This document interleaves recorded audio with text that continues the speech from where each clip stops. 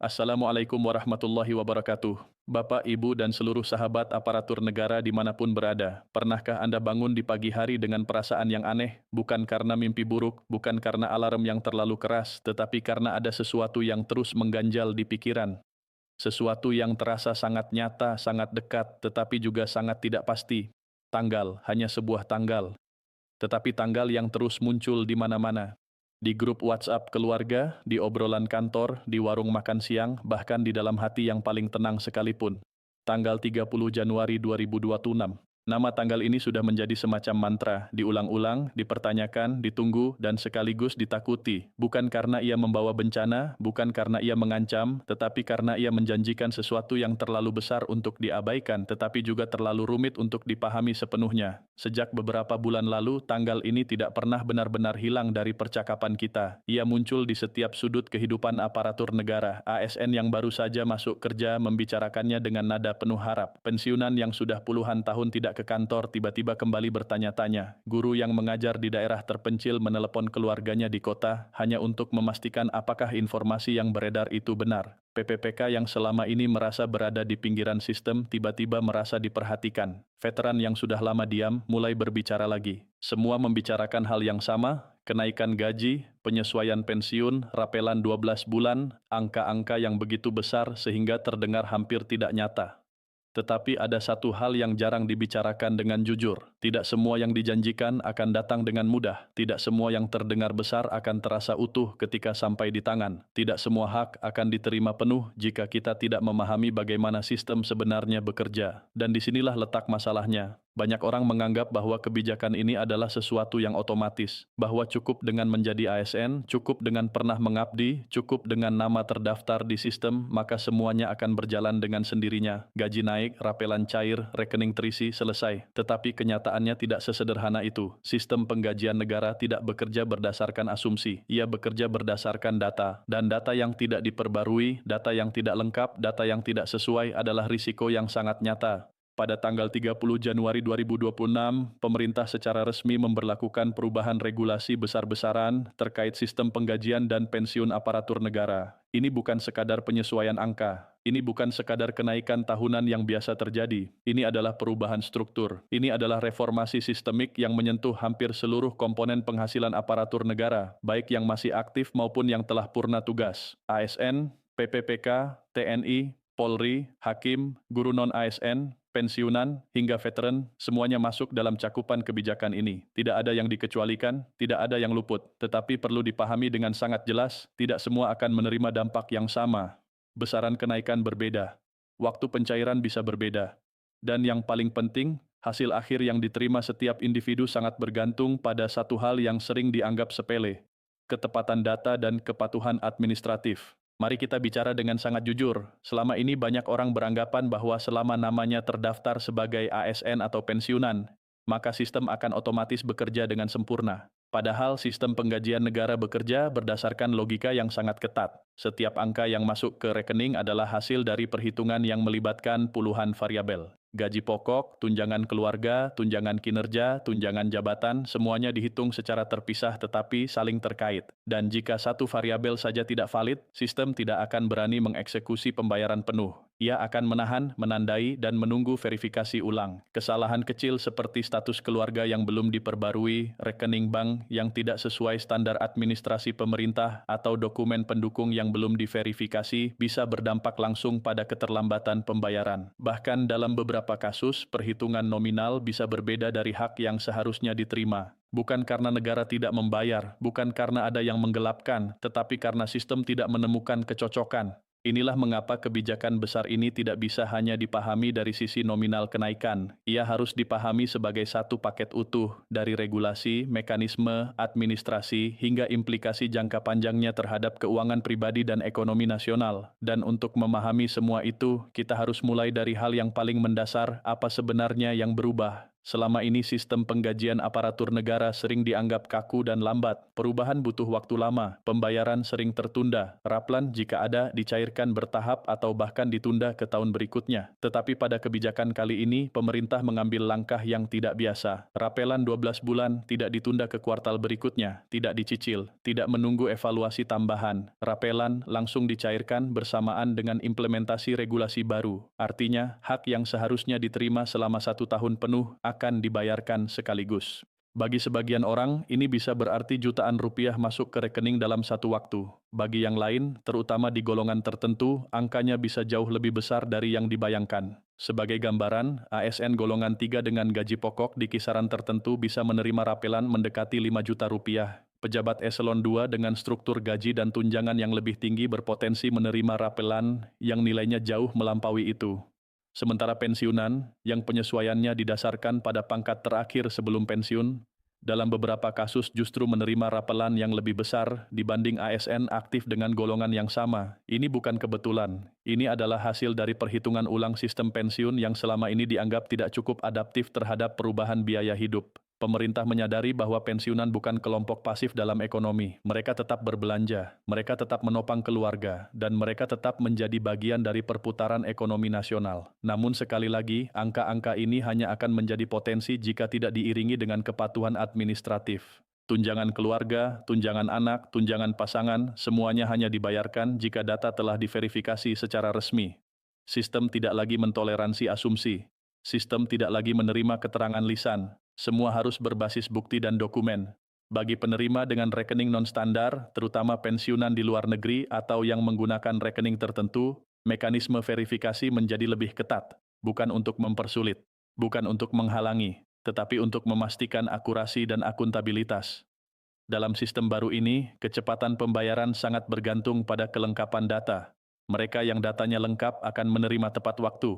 Mereka yang datanya tidak lengkap akan menunggu, dan menunggu dalam konteks ini bisa berarti berhari-hari, berminggu-minggu, bahkan berbulan-bulan. Di sisi lain, kebijakan ini juga membawa perubahan besar pada tunjangan kinerja.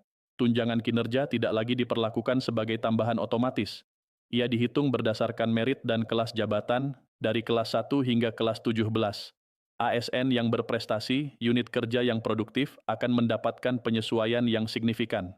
Sebaliknya, bagi yang tidak menunjukkan kinerja optimal, tunjangan tidak mengalami kenaikan. Ini adalah pesan yang sangat jelas. Negara tidak lagi hanya membayar status, negara membayar kontribusi, dan ini menandai pergeseran paradigma birokrasi menuju profesionalisme yang lebih nyata. Guru non-ASN mendapatkan perhatian khusus melalui penyesuaian tunjangan profesi. Hakim mengalami penyesuaian total yang signifikan sejalan dengan beban tanggung jawab dan tuntutan integritas yang melekat pada jabatan mereka. PPPK disetarakan dengan ASN struktural sesuai masa kerja dan beban tugas. Ini adalah langkah korektif terhadap ketimpangan yang selama ini dirasakan. Namun kebijakan sebesar ini tentu menimbulkan satu pertanyaan besar. Dari mana dananya? Apakah negara berutang? Apakah ini akan membebani fiskal jangka panjang? Pemerintah menegaskan bahwa dana untuk kenaikan gaji dan rapelan berasal dari realokasi anggaran kementerian, surplus fiskal semester pertama, serta dana pemulihan ekonomi nasional yang tidak lagi mendesak.